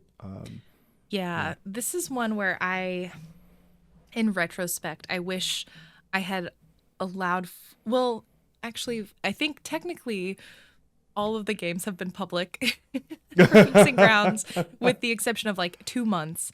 And so in theory, I'm like, everyone has been able to play at any point in time ahead of the official month. Sure. But I almost wish I had made like an explicit call out of like, mainlining this game doesn't take a very long time. Yeah. But you may want to build in an extra like couple of hours to give yourself the space to appreciate and like to not feel like you have to rush through simply for the sake of like trying to get through for a game club, for example. Because I completely agree. Even hopping back into the game, I started last week and playing, I was like, oh my gosh, I forgot how fun this game is, not just because like it's got a really great story and we'll talk about the themes and everything, but it's just nice to kind of sit and color for a little bit and to not have to think about what colors am I picking. The game solves that for you. Yep. What utensil am I using? The game solves that for you. Yep. It does provide an approachability to visual arts that I very much appreciate as someone who usually hates like sandbox experiences in games, and that's usually the form that art in games takes, is like, here's a sandbox for you to do anything you want in. And that's my worst nightmare. I love a good restriction. And I think also what's great is that for people who are artistically inclined, those restrictions, like you said, don't stop people from creating beautiful things in this game. So yeah, I think that's a great point to bring up, and segues pretty neatly into the themes that we're going to be talking about and the tips for playing. We are not, for folks listening in for the first time, there are no spoilers in any of this. The goal of letting you know either questions to reflect on or the themes of the game is to set you up to be able to be ready for when the game presents them to you, and so that you're prepared to have that time of reflection when you see the game is starting to approach something that we've mentioned. Again, this is the teacher nerd in me. It's just about creating the context, giving you the context in which to be able to engage with the game more meaningfully. So we just have a few bullet points. I guess I'll just kick it off. Unless you wanted to? No, do it. Yeah. Okay, cool. The first thing that I wanted to highlight was meeting your heroes. I think that's one of the most immediate themes that you might approach. What does it mean to meet your heroes and to see them as human or fallible? I think that is a reality we all face at some point in our lives. Whether you actually meet them or perhaps learn about them, maybe through news or like pop culture. I think this is going to be one that, that talks about sort of what does it mean to meet your heroes, and conversely, what does it mean when you become someone else's hero, and the expectations and weight that can hold on you. I think, almost immediately in the game, I wouldn't count this as a spoiler, but you get the opportunity to start coloring the world, and you almost immediately get feedback, and not all of it's positive. And so I think this idea of like, what does it mean when you take on the role of the hero, and how does that change your relationship to the heroes that you once had? So this idea of heroes and your relationships to them is one I think is a really big theme to dive into. Yeah. Maybe a good one to attach onto that is how do we handle familial or relational and maybe instructional, I don't know that that's an actual term, but like instructional trauma. We, in that, realizing that our heroes, our mentors or whatever are fallible, are human. It's like oftentimes they also have gone through their own experiences, and those experiences leave impacts on them that they pass down to us in ways that we hope are good, but are not always, right? And trying to find the ways to process and relate to those experiences to maintain a level of humanity or empathy, and also still recognizing the impact and the responsibility that comes with that impact. I think it can be really easy to write folks off as just plain villainous. I think the game gives us some space to have some nuance in there, and I think it's an important theme, particularly as we get later into the game. Yes. Yeah. And I think you might have added this as well, but in addition to how do you not pass on that kind of damage to others, as someone who is in a role model situation or instructional place, what are the ways that then you can also turn around and take care of yourself, where if you understand what has been done historically, maybe what you've experienced, or what your role that you're currently in may set you up to experience, how do you make sure you protect yourself from some of those like almost embedded current systemic traumas or just not great practices that happen? Yeah. Oh yeah, go ahead. Yeah, well, no, if you have something else to add on that, I would love to give you that space. I was going to say, I really liked you kind of bringing in that idea of like, yeah, also how do you not pass on those those issues, and it to me tied to the point that you brought up of fostering confidence within yourself. I think a lot of times, a lot of that damage and a lot of that insecurity that comes from a core insecurity. But how do you find ways to build yourself up, to foster your own creativity, to find fun in making a thing? I've heard it can be fun sometimes to make some art. Say art can be fun, and it's not just a competition or a way to measure your worth. Are you sure? Yeah, no, I think that's such a great point. Yeah, so much of this game, because I think what I love about Chicory, what I've played so far, is that this is a game, like so many of the games we've played and discussed, it does not shy away. Again, it goes into, maybe it's part of that postmodernism or meta postmodernism or whatever that we were talking about, where it does not shy away from the realities that, like, creating art and the world of art and the act of creation can be incredibly vulnerable, and it can put you in some really dark places, especially if it's tied to your identity.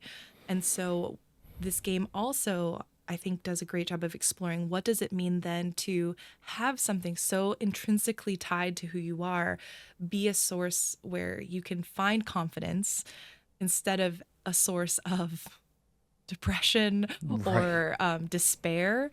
And I'm really excited to talk about both the ways that the game discusses this and presents options, as well as maybe ways that we have been working through that in our own lives. Because I know for myself, like, confidence is the thing that stops me from doing a lot, where I just feel, and it's Jenny. I know, and it's so hard because, there's the part of my brain that says, do the thing because you enjoy it. Paint, because messing around with colors is so much fun. And then there's the other part of me that's like, oh, but what about this? What about that? What if this happens? And it's like, and a lot of it just comes down to both past experiences, so like the traumas you were talking about, just different things that have impacted my confidence in something that should and could be incredibly freeing and enjoyable. So yeah, I think this discussion of fostering confidence and our overall relationship to the act of creating something, I think, is going to be really fun to dig into, and maybe really hard to dig into. And I encourage everyone to get as vulnerable as you can, with it, like. But again, that's part of that push and pull, right? It's like there's a vulnerability to creation, and you kind of have to get uncomfortable to do some of that. And I'm excited to talk about sharing that with you. Oh God. It was like playing this game on stream was so tough in a bunch of ways. Part of it because, again, I just was like, I'm gonna suck at art in front of my whole ass audience. That's great.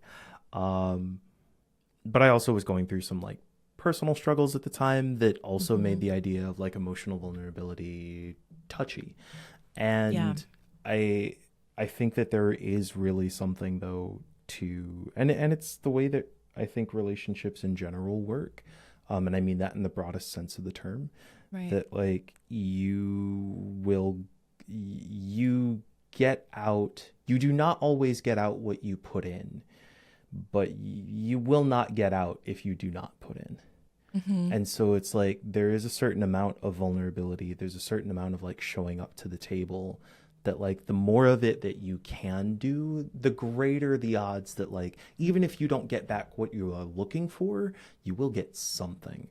And I think that, the cool thing about a game like Chicory is that it gives you a space to dive into some of that. And it like, I think where most games are like, their gameplay is progressive, is consistently moving you from one thing to the next thing. But here the gameplay is meditative. Like you have parts where engaging in play is stopping the progress of the game. So for you to stop and think or feel or cry or whatever is like part of the game's design. And it is, I don't know, it's really wonderful like that. Mm-hmm. Yeah, I'm excited to, in our full episode, dig into that relationship between the space it gives you to play and reflect, as well as this. I feel like there's like this sort of tension a little bit between like the game as a game Mm-hmm. and the space that Chicory provides to reflect and play. There's a Yeah. really interesting tension there that I'm very excited to talk about. And so when folks are playing, I encourage you to also like reflect on both. Definitely reflect on those emotional parts. That's like number one priority in my head. But also, like, from a mechanical standpoint, I think it is a really interesting balance that they attempt. And I'm curious ultimately how everyone feels about the balance that they have found between when you get a chance to color and play and do these things that are very like in the moment and, like you said, very present as a player. Mm-hmm. And then when you're progressing the story and doing very video gamey, like Zelda-like things. Right. Yeah. Yeah. I think I guess this kind of moves into maybe any tips for playing that you might have, especially as someone who has played this game before.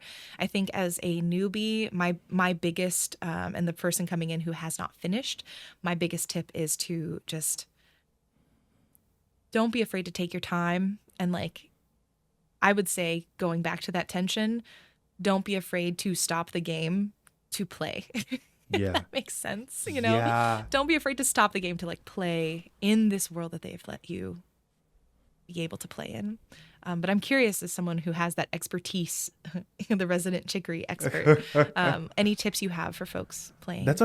I really like that as the top tip. Like, think of it as a coloring book. Like, sometimes what's fun about, like, I feel like especially as adults, as like older folks, I always had this feeling of like, oh well, I know what other adults with their coloring books look like, so I'm like trying to work to like, I'm gonna do good shading.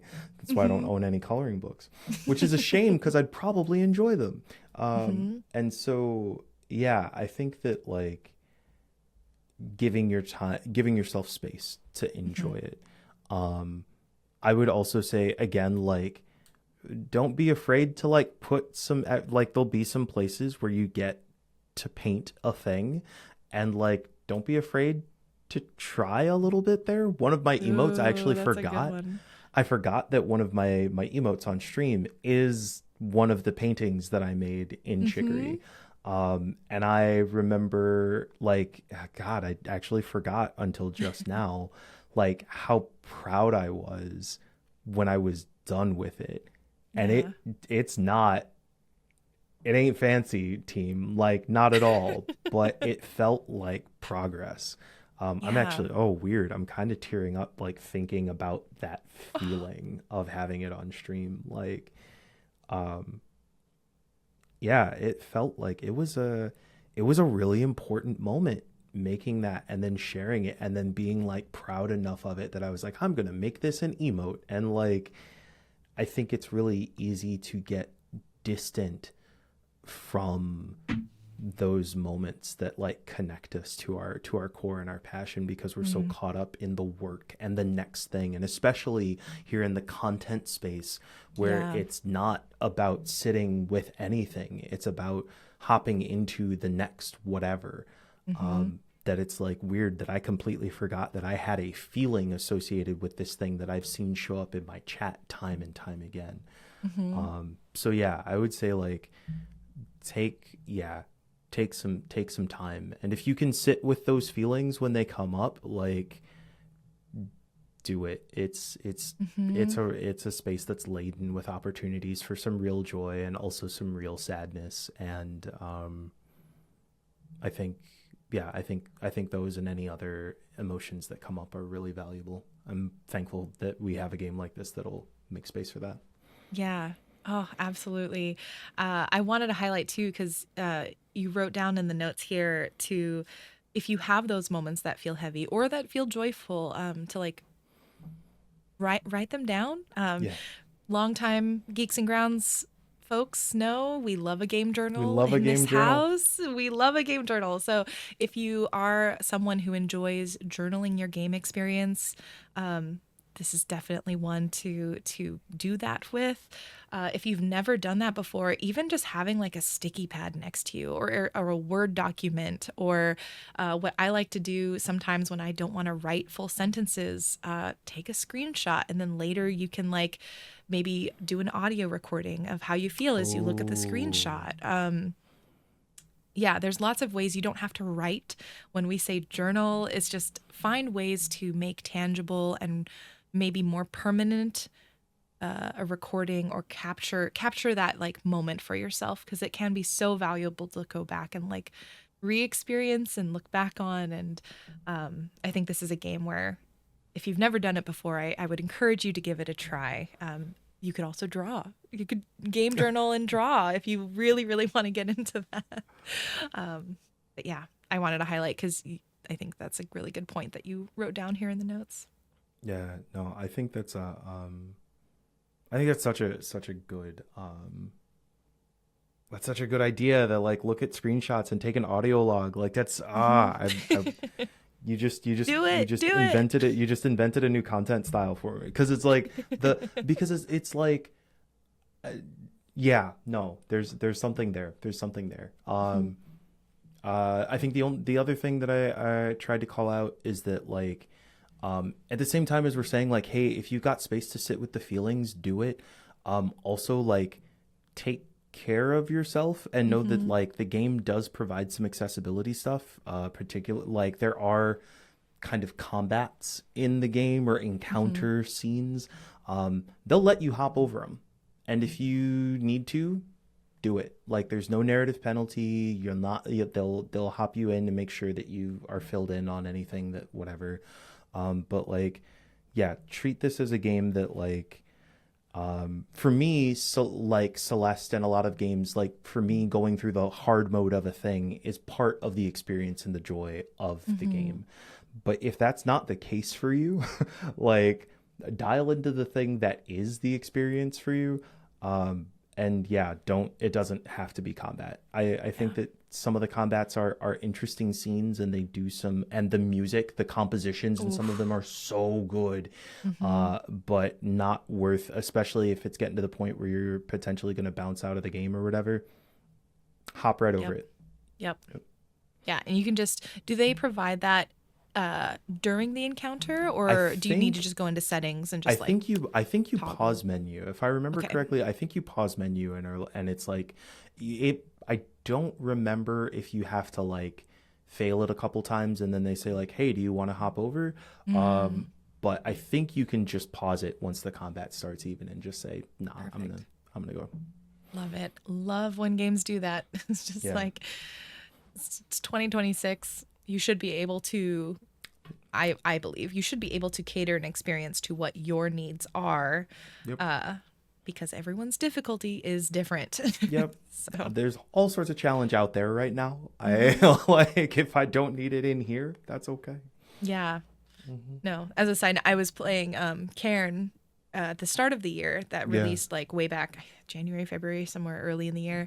And I'm the same way as you, where I'm like, for me, the challenge a lot of the time is something I am personally like invested in, and I'm okay with that.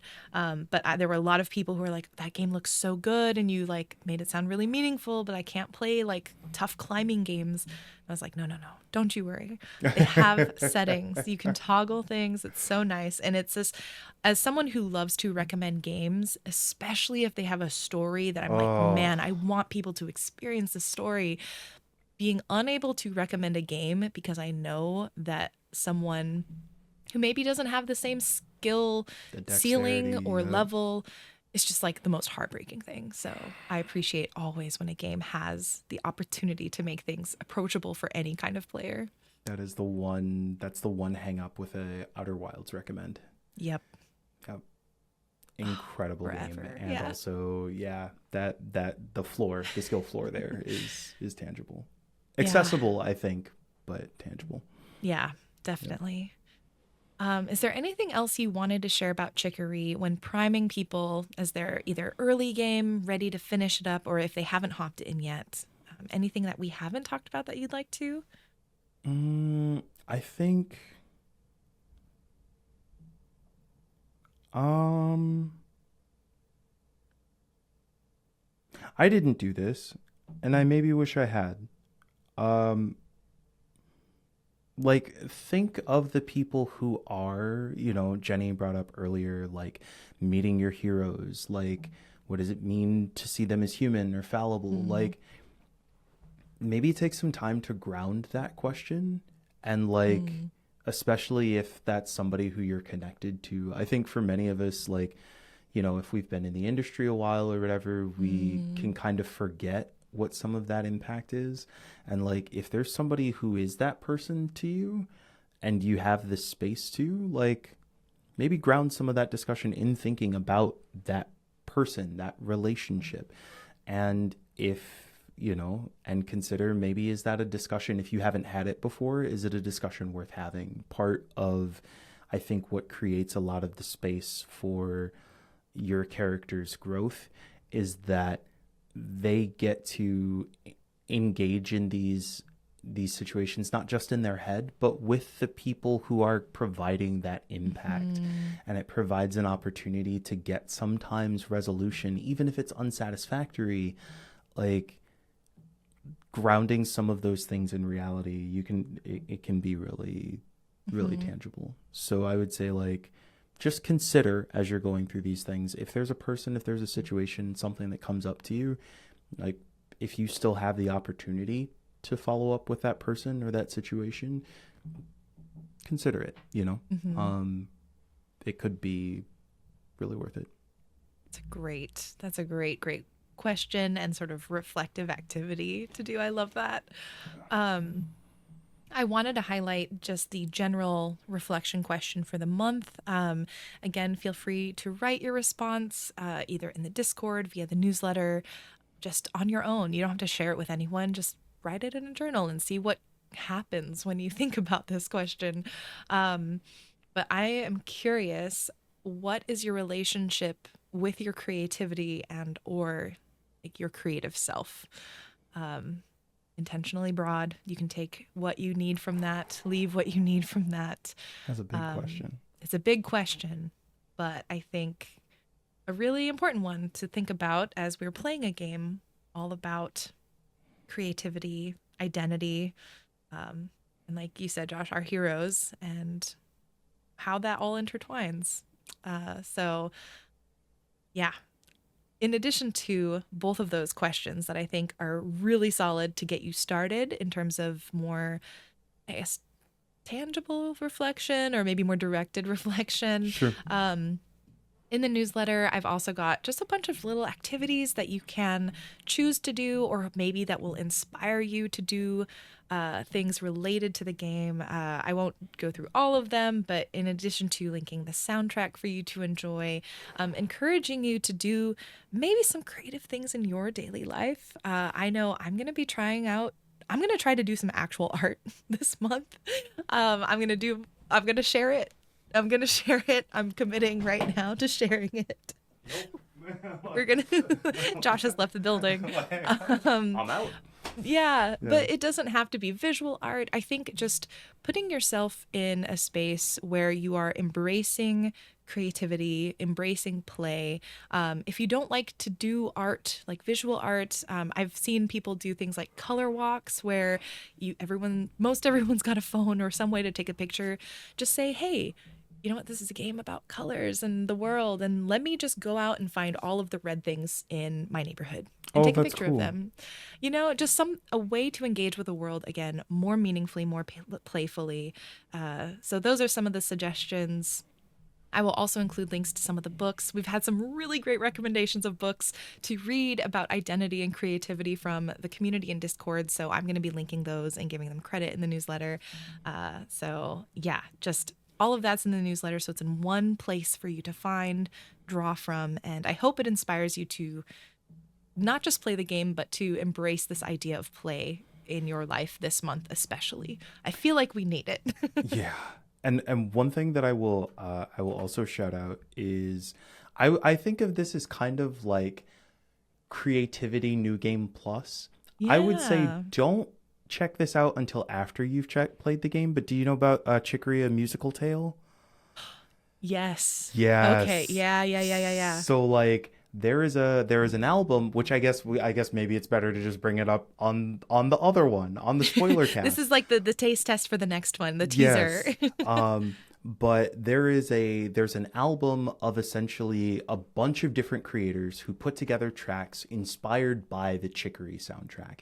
Hmm. And it feels like such a full circle moment of like, Yeah. oh, all of these people getting to like make a track that is probably for many of them a getting to meet your heroes moment. Um, Hmm. there are also there are a bunch of people in there where I'm like, you're one of those Sonic Adventure sickos, aren't you? Yeah. I can hear it. I know it. It's so cool. Hmm. But yeah, so spend some time with the soundtrack. There's also I can't remember the name of it. There's another sort of like I think it's called The Sounds of Picnic Province, which is Yes. a more like, yeah, I you got have the it. vinyl. Yep. I've got it. Yep. Hmm. It's got like a more like nature walky, like soft feeling to it. Like, yeah, Hmm. there's so much. A lot of really incredible music to go with this game. Yeah. Yeah. I just put a note to put link Chicory music. I can't believe I did not link that No, originally. I That's totally such a good forgot shout. too. Oh my gosh. Yes. And this is why you're the expert. No, this is why it's so great to work with a partner. Yes. Yeah. True. Hmm. All right. I think folks should be primed and ready to enjoy Chicory thoroughly this month. Just to shout out, on April 21st, that will be when our discussion podcast drops, where you can listen in to some of the takeaways that we've gotten from the game. And on April 25th is the community discussion in Discord. So if you'd like to join in voice chat and just share some of your takeaways, some of the lessons that you learned, you can come in, share your art, or you can come in and just listen and enjoy the conversation. Please do. It's in Discord, and that's again on April 25th. And I'm trying to look and see if there's any other housekeeping. If you'd like to submit any questions for Josh and I to discuss during our podcast episode, or if you'd like to submit your own thoughts on the game that you'd like us to read and include in our discussion, please email me at jenny@geeksandgrounds.com, and I will make sure to get those in there. And Josh, please remind everyone where they can find you and your work. Yeah. Main place is on Twitch, twitch.tv/Intelligame. You can find me on Blue Sky at Wallstormer or at intelligame.us on Blue Sky. We do have an event that I think Geeks and Grounds folks will be excited by, though you may miss this one. I don't know how the recording schedule works out precisely. We have an event on Saturday. We're doing a thing This will called... be out by then. Yes, okay. Yep. Then... See, you're so much better at this than I am. I cannot. I am like, cool, we recorded this. See it in 3 weeks. But we've got it's called Games That Impacted Us, or Games Plus That Impacted Us, because we also talk about not games too. But it's in the Intelligame Discord, and we just hang out and share things that impacted us. It is less of a, hey, let's review this game, and more, hey, I read this book, I played this game, and here's a thing from it that made me feel something. It's a really, it feels very similar to me to a lot of the discussions that I've seen in Geeks and Grounds. And it just is an open space to be able to bring whatever media you're interested in to the table. So if that is something that you vibe, I would encourage you to stop on by. And I'll throw you a Discord link, obviously. But God, I just like, I'm doing this. I'm like, why? I want us to do partner events. Like I was like, Honestly, like, we should sort that out. yeah, we've got work to do, Jenny. But yeah, We do got work to do. yeah. So I don't know. But yeah, that's what I would encourage. Also, somebody please get this woman back on live stream. Start the campaign. Hashtag bring back Jenny. I don't know, whatever it is, but like I need more Kimchica streams in my life. So that's could come help me sort out my computer. Yeah. I'm so afraid of my computer. I don't know if my computer can do streaming. No, anymore. I don't believe it. I will. Yes, I will come over. I will bring pizza. I'll bring sushi. Oh my gosh. And it'll be pizza. Please do. Oh my God. Yes. Oh God. Okay. Oh, amazing. Yeah, definitely go check out Josh's streams and Discord. Like, really, if you enjoy Geeks and Grounds, I can recommend no other community more highly than Intelligame. And again, keep an ear and an eye out for our April 21st episode dropping on April 21st, which makes total sense when you say it out loud like that. And where there is the discussion. For me, Indy, the April 21st episode coming to you May 19th. So who knows when? No, give yourself credit. Thank you. I appreciate that. And please do check out the Discord thread for Chicory. If you're in the Discord already and you don't see the thread, it's because Discord does a thing where if you don't click on a thread and like follow it or type in it, you don't see it happening, which I absolutely hate. Infuriating. But I also don't want to mass tag everyone into the thread because that's just obnoxious. So if you'd like to join in and you're in the Discord and you're like, I don't know where this is, just go into the Geeks and Grounds forum and type in Chicory and you will find it. There's great discussion. And with that, I will see you all next time. We will see you next time. And I'm hoping to leave you with one question, and that is, what is your favorite food? We'll see you in the next episode. Bye. See ya.